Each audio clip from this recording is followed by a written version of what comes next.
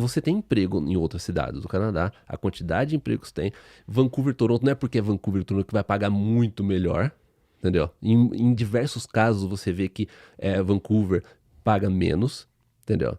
Dado oficial de que, isso já em pesquisas, pode procurar artigos de que Vancouver é a pior proporção entre salário e custo de vida do Canadá, entendeu? Uma das piores da América do Norte. Isso não é opinião nossa. Não é opinião nossa, entendeu? São dados.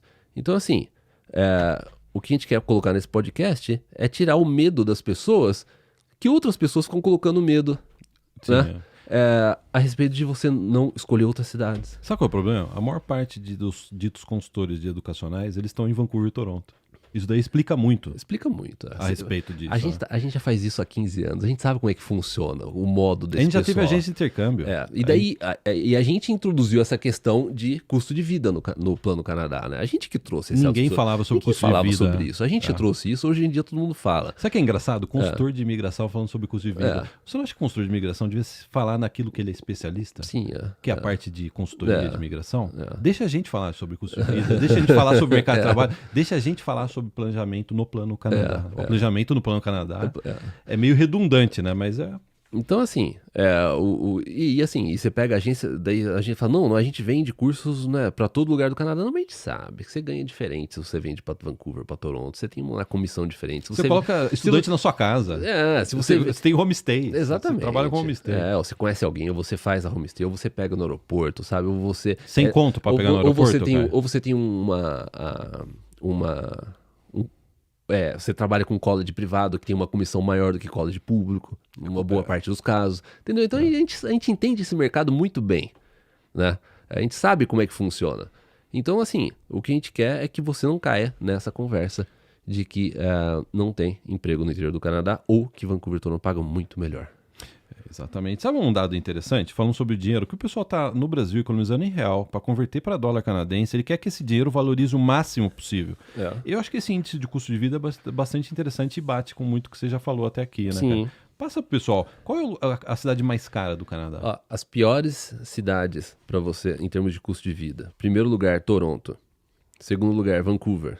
Terceiro lugar, Burnaby, que parte de Vancouver. É que a forma que Vancouver ela é a única, eu acho que uma das únicas cidades do Canadá que é dividida daquela forma. Mas se você for pegar Burnaby, Coquitlam, é como se fosse um bairro. É como se fosse um bairro de Vancouver. Aqui em Calgary seria como se fosse Calgary. Coquitlam é um dos piores, perto de onde você morava. Vitória ficou na quarta posição. Aí Coquitlam, um dos piores também, porque a gente sabe. Eu morei lá por 12 anos. Né? Port Coquitlam é a mesma coisa. 12 anos. E eu sei como a cidade mudou, o custo de vida de lá mudou nas últimas décadas.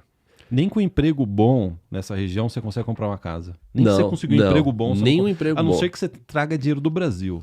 Você já tem o seu próprio dinheiro. Você vendeu um imóvel muito bem no Brasil que você consegue chegar lá em Coquitlam, né, colocar quase $500 mil de down payment, sabe? De entrada numa $500 casa. mil, entendeu? Aí você vai ter um financiamento de casa de uns 3-4 mil por mês. Que no mínimo. Que é salgado, você tem que ganhar bastante dinheiro aqui no Canadá para pagar Aí você tem mortgage. Depois Mississauga, depois você tem Brampton, Ottawa, Halifax, Kelowna. Halifax muito parecido com Kelowna.